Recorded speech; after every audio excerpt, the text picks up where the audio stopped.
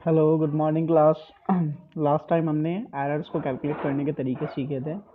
इसमें एक न्यूमेरिकल हमने 0.4% वाला कराया था। इसमें देखते हैं नेक्स्ट हमारा आप इसका स्क्रीनशॉट ले लीजिए, ये आपकी प्रैक्टिस के लिए काम आ जाएगा।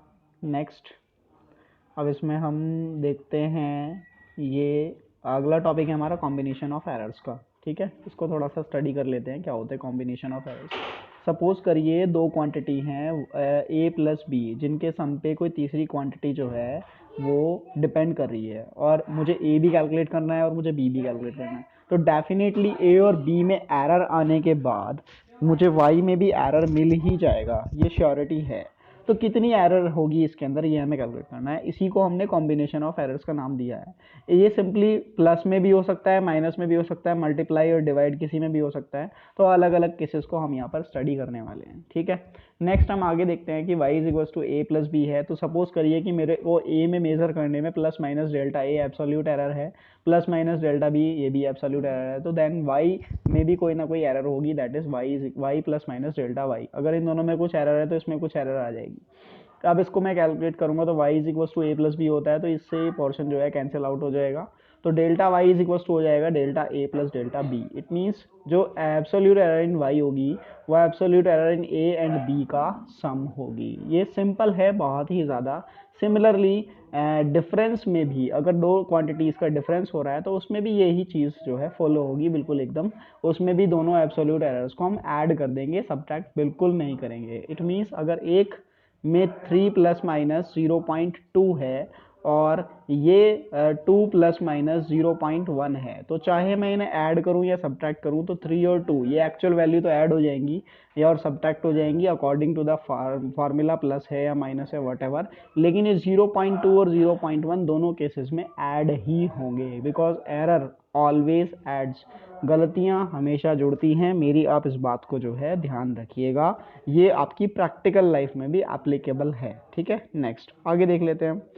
रिलेटिव एरर की थोड़ी सी बात कर लेते हैं कि रिलेटिव एरर इन केसेस में क्या होगा। तो रिलेटिव एरर के लिए हम इसकी ओरिजिनल वैल्यू से इसको डिवाइड कर देंगे, जैसे कि ये y से किया है। तो y का मतलब क्या होता है, a इंटू बी। ठीक है, पहले पर इसको समझ लेते हैं। मल्टीप्लीकेशन का केस है, शुरू से देखते हैं इसको थोड़ा सा।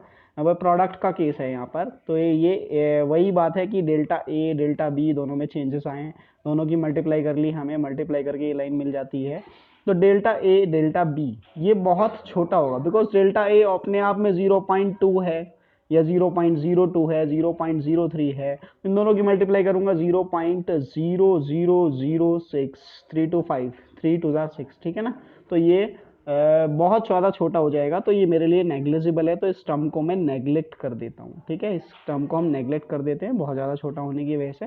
नेक्स्ट हमारे लिए बच जाता है डेल्टा वाई, जो आता है हमारा b into delta a plus a into delta b. This will be the absolute error in product case. ठीक है, फिर उसके बाद रिलेटिव एरर है। रिलेटिव में कुछ नहीं है, बस y से इसको डिवाइड कर देंगे सिंपली।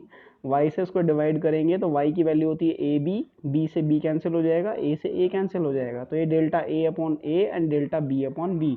तो delta y upon y is equal to delta a upon a delta b upon b। ये हमारा कैलकुलेटर पर आ जाता है। परसेंटेज एरर के लिए हमें क्या करना है, सिंपली 100 से मल्टीप्लाई कर देना है। तो दोनों ही साइड में हमने 100 से मल्टीप्लाई कर दी है। तो मैं देख सकता हूँ कि that percentage error in y is equal to percentage error in a plus percentage error in b। ये हमारा एक फाइनल रिलेशन बन करके आ जाता है। ठीक है, नेक्स्ट एक लास्ट चीज है इसके अंदर, डिवाइड। क्वोशिएंट में क्या होगा, a अपॉन b में क्या होगा। हमने देखा था कि ऐड में और सब्ट्रैक्ट में, डिफरेंस में, दोनों में सेम केसेस आ रहे थे। तो सिमिलरली मैं कह सकता हूँ कि मल्टीप्लाई में और डिवाइड में, यानी प्रोडक्ट में और क्वोशिएंट में भी सेम केस हमारे आएंगे। तो यहाँ पर आप देख सकते हैं वही सेम काम है कि ए में और बी में एरर हमने ली हुई है। यहाँ से y को कॉमन लिया है, यहाँ से ऊपर से a को, नीचे से b को। y is equal to a upon b से ये कैंसिल हो जाता है। नेक्स्ट हमारा फिर क्या बचता है, ध्यान से देखिए इसके अंदर। ये बचता है आपका 1 plus minus delta Y upon Y, 1 plus minus delta A upon A, 1 plus minus delta B upon B. इसकी पावर -1 लिख दी क्योंकि इसको नीचे से हम ऊपर ले गए हैं। ठीक है, according to the maths rule. ठीक है, फिर यहाँ पर वही काम किया कि ये इसमें -1 को हम अंदर की तरफ मल्टीप्लाई कर देते हैं, प्लस माइनस ही रहेगा। माइनस प्लस माइनस था तो माइनस प्लस ही रहेगा, या प्लस माइनस और minus plus both are the same things. ठीक है, ये आगे क्या हो जाता है आपका, फिर से वही मल्टीप्लाई कर दी इसकी दोनों टर्म्स में और इसकी भी दोनों टर्म्स में, और again delta a and delta b is very small, तो इट इज नेग्लिजिबल, ये क्या है, नेग्लेक्ट कर देंगे इसको भी फिर से, ठीक है। तो ये वाली टर्म जो है हमारी नेग्लेक्ट हो जाएगी। नेक्स्ट हमारा आगे क्या रहेगा, that delta Y upon y is equals to delta A upon a plus delta B upon b. Similarly देख सकते हैं कि इसकी भी परसेंटेज एरर जो है बिल्कुल सेम टू सेम उसी के जैसी ही आई है। तो ये कॉम्बिनेशन ऑफ एरर में बहुत ही बढ़िया चीज़ है कि प्लस और माइनस के केस बिल्कुल सेम है और मल्टीप्लाई और डिवाइड के केस बिल्कुल सेम है, ठीक है ना। चलिए नेक्स्ट आगे देख लेते हैं। ये एक्सपोनेंट ऑफ द क्वांटिटी है। एक्सपोनेंट का मतलब जैसे कि आप जानते हैं कि ए की पावर एक्स, इसको हम एक्सपोनेंट कहते हैं। ए की पावर एक्स ना हो तो ये ए की पावर एन समझ लीजिए, ए की पावर एन, तो ये एक्सपोनेंट है। सपोज करो मैं ए की पावर 2 की बात कर रहा हूँ, यहाँ पर ए स्क्वायर हो, ठीक है, तो ए स्क्वायर को मैं क्या लिख सकता हूँ, Y is equal to A into A. अब ए इंटू ए में क्या हो जाएगा, वो आप ध्यान से देख रहे हो, इसमें एरर ये आई है तो दोनों की एरर को हम ऐड कर देंगे। तो अगर ये n टाइम्स है, इसकी पावर n है, अगर y इज इक्वल टू ए की पावर n है तो ये n टाइम्स ऐड ही तो हो जाएगा और कुछ थोड़ा ना होगा। बस सिंपली यही चीज़ है यहाँ पर एक्सप्लेन की हुई है। इसकी पावर a की पावर m को हमने यहाँ कॉमन ले लिया है और y इज इक्वल टू ए की पावर m कैंसिल हो जाएगा, 1 plus minus M delta A upon ए, मतलब m टाइम्स अप्रॉक्सीमेटली क्या हो जाएगा, ये मल्टीप्लाई हो जाएगा, सिंपल। तो ये यहाँ पर वही काम हुआ है, delta Y upon y is equal to m into delta A upon a, percentage error, बस यानी पावर को हमें आगे ले आना है सिंपली। अगर जैसे कि एक एग्जांपल है यहाँ पर, इसको एक एग्जांपल के जरिए समझेंगे।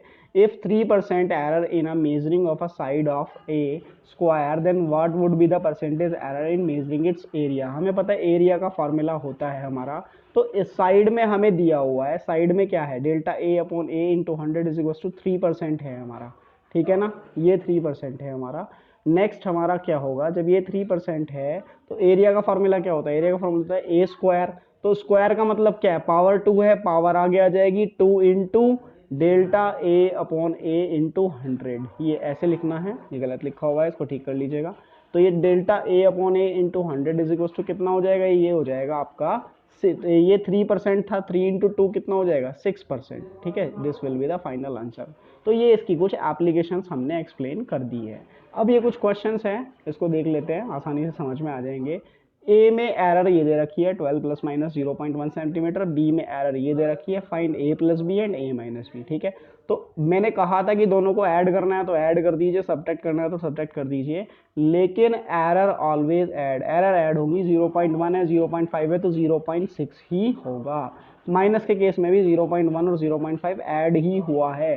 तो 12 में से 8.5 को हमने यहाँ माइनस किया है और यहाँ 12 में से 8.5 को हमने यहाँ प्लस किया है, ठीक है। आई होप इसमें किसी को कोई दिक्कत नहीं होनी चाहिए। नेक्स्ट है हमारा टेम्परेचर ऑफ टू डिफरेंस, ये भी ऐड और सब्ट्रैक्शन का ही केस है, तो आराम से आप इसको देख सकते हैं, ठीक है। मल्टीप्लाई का कोई केस ले लेते हैं, जैसे लेंथ इंटू ब्रेथ का ये आ गया है एरिया, तो हमने एरिया तो निकाल लिया सिंपली मल्टीप्लाई करके, लेकिन एरर निकालते टाइम हम फॉर्मूले का इस्तेमाल करेंगे। ये रिलेटिव एरर का फॉर्मूला है, delta A upon A delta L upon L delta B upon B, तो इसमें कैलकुलेट करके डेल्टा ए हमने कैलकुलेट कर लिया। तो हमारा लिखने का तरीका वही रहेगा, एरिया 19.4 और जो एरर हमारी आई है plus minus 1.5 centimetre square, this is the final answer, ठीक है। नेक्स्ट एक और है, ये डिस्प्लेसमेंट दिया हुआ है, ये हमारा क्या दिया हुआ है, टाइम दिया हुआ है, डिवाइड का केस है, ठीक है ना। तो डिवाइड में भी सेम ही केस रहेगा, वेलोसिटी डिस्प्लेसमेंट अपॉन टाइम होती है हमारी। चलिए नेक्स्ट देख लेते हैं, तो वही चीज़ बिल्कुल हमारी निकल करके इसमें आई है, ठीक है, बिल्कुल उसी तरीके से हमने इसको निकाला है, ठीक, 3.5% लगभग 3.5%, ओके। तो इसी तरीके के कुछ न्यूमेरिकल्स हैं, ये आप ट्राई करिएगा। एक ये है, ये पावर के फॉर्म में है, ठीक है। नेक्स्ट 5% आंसर है इसका, देख लीजिए। ये एक दिया हुआ है, कॉम्प्लिकेटेड सी पावर है थोड़ी सी इसकी, लेकिन अच्छी बात है कॉम्प्लिकेटेड पावर है, क्योंकि कॉम्प्लिकेटेड सवाल भी हमें करने आने चाहिए, ठीक है।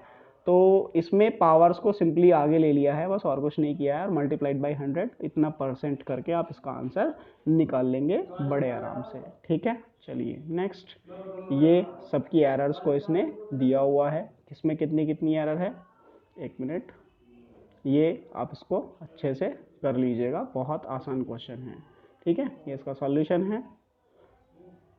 नेक्स्ट ये कुछ लॉगरिथमिक पावर है, उनके रूल्स हैं, ठीक है, कैसे अप्लाई होते हैं। When quantity is in the form of power, तो ये भी उसी टर्म्स में आ जाते हैं। चलिए नेक्स्ट, ये हमारा चैप्टर यहीं पर ख़त्म हो जाता है। Okay, thank you class.